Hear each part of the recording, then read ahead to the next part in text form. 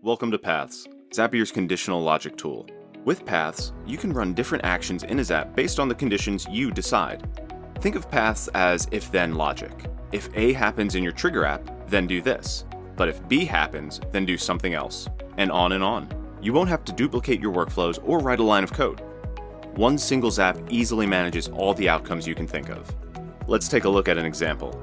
Say you run an online bakery, and you deliver cakes, donuts, and croissants. You decide to send a Google form to your clients to collect their interests.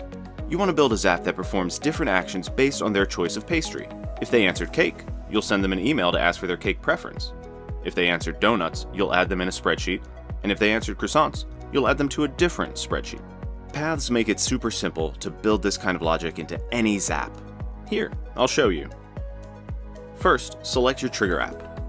This Zap will trigger every time we get a new response in the Google form. Before we continue, let's make sure we have a lead to test and check that everything matches. Perfect. We have the client's answer, name, and email address ready for setting up the conditions in our paths. Let's add our first path now by selecting Paths as your next action. Name it, and set up your first rule. Select the data from your trigger app and the condition you want to apply to this data. In our case, we'll select the question, what is your favorite pastry? And text exactly matches cake. When your rule is all set, click on Test and Continue.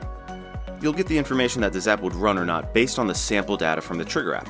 And look, it worked! The Zap will continue because our sample data is from a user who picked cake in our form. So we can move on to the next step.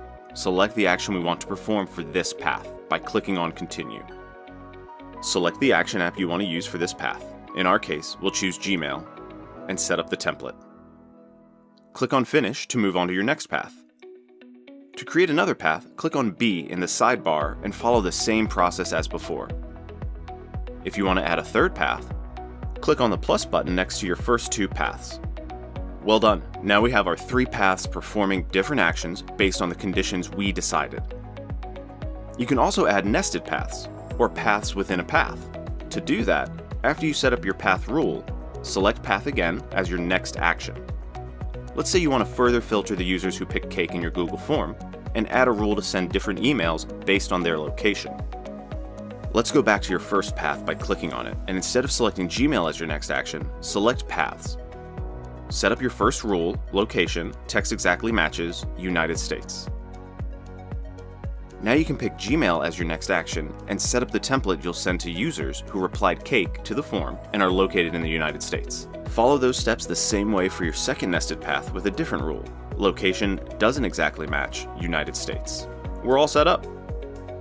We're now sending two different emails to users who replied cake to our form based on their location. Adding them in a spreadsheet if they replied donut, and adding them in another spreadsheet if they replied croissant. All in one Zap.